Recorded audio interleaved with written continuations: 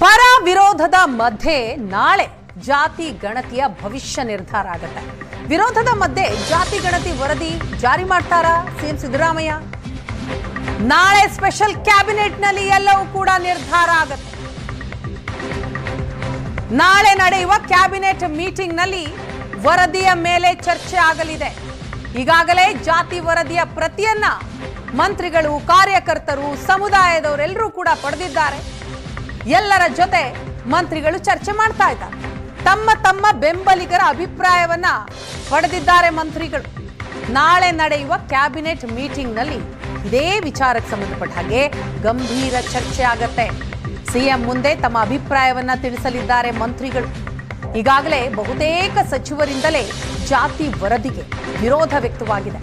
ಹಾಗಿದ್ರೆ ಜಾತಿ ವರದಿಯ ವಿಚಾರದಲ್ಲಿ ಸಿಎಂ ಸಿದ್ದರಾಮಯ್ಯನವರ ಮುಂದಿನ ನಡೆ ಏನು ಅನ್ನೋದೇ ಈಗ $1,000,000 ಪ್ರಶ್ನೆ.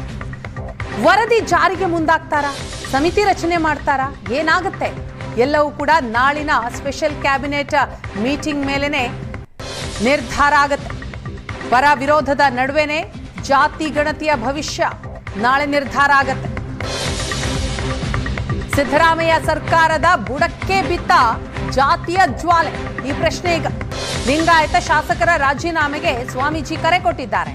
ಶಾಸಕರು ರಾಜೀನಾಮೆಯ ಅಸ್ತ್ರ ಬಳಸಿ ಅಂತ ಜಯ ಮೃತ್ಯುಂಜಯ ಶ್ರೀ ಹೇಳಿದ್ದಾರೆ. 7 ಲಿಂಗಾಯತ ಮಂತ್ರಿಗಳಿದ್ದೀರಿ, ನೇರವಾಗಿ ಮಾತಾಡಿ. ಒಕ್ಕಲಿಗ ಲಿಂಗಾಯತ ಶಾಸಕರು ಒಟ್ಟಿಗೆ ಸಭೆ ಮಾಡಿ ವರದಿ ವಿರೋಧಿಸಿ ರಾಜೀನಾಮೆ ಕೊಡಲು ಮುಂದಾಗಿ ಅಂತ ಕರೆ ಕೊಟ್ಟಿದ್ದಾರೆ ಜಯ ಮೃತ್ಯುಂಜಯ ಶ್ರೀ. ಜಾತಿ ಗಣತಿ ವರದಿ ಲಿಂಗಾಯತರಿಗೆ ಒಂದು ರೀತಿ ಮರಣ ಶಾಸನ ಆಗಿದೆ.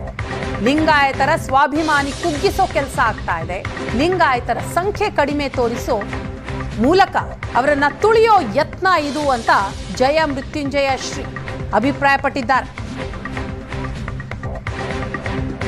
ಅವರ ವರದಿ ಮೊದಲನೇದಾಗಿ ಅವೈಜ್ಞಾನಿಕವಾಗಿರ್ತಕ್ಕಂಥ ವರದಿ. ಕರ್ನಾಟಕದಲ್ಲಿ ಪ್ರಬಲ ಸಮುದಾಯಗಳಲ್ಲಿ ಲಿಂಗಾಯತ ಮತ್ತು ಒಕ್ಕಲಿಗ ಸಮುದಾಯಗಳು, ಎಲ್ಲೇ ಒಂದು ಕಡೆ ಪ್ರಬಲ ಸಮುದಾಯಗಳ ಜನಗಣತಿಯನ್ನು ಕಾಂತರಾಜ್ ವರದಿಯ ನೆಪದೊಳಗೆ ಕಡಿಮೆ ತೋರಿಸಿ ರಾಜಕೀಯವಾಗಿ ಲಿಂಗಾಯತ ಸಮುದಾಯವನ್ನು ಕುಗ್ಗಿಸುವಂಥ ಒಂದು ಷಡ್ಯಂತ್ರ ಕರ್ನಾಟಕದಲ್ಲಿ ಭಾಳ ವರ್ಷ ನಡೀತಾ ಇದೆ.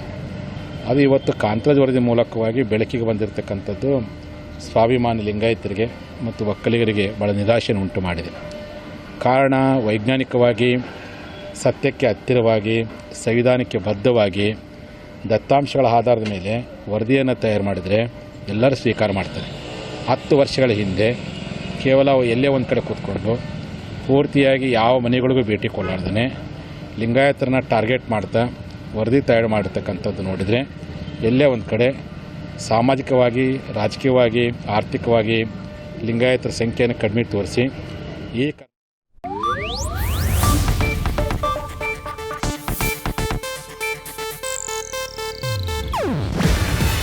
ಇದು ಏಷ್ಯಾನೆಟ್ ನ್ಯೂಸ್ ನೆಟ್ವರ್ಕ್ ಪ್ರಸ್ತುತಿ. ನೀವು ನೋಡ್ತಿದ್ದೀರಾ ಏಷ್ಯಾನೆಟ್ ಸುವರ್ಣ ನ್ಯೂಸ್.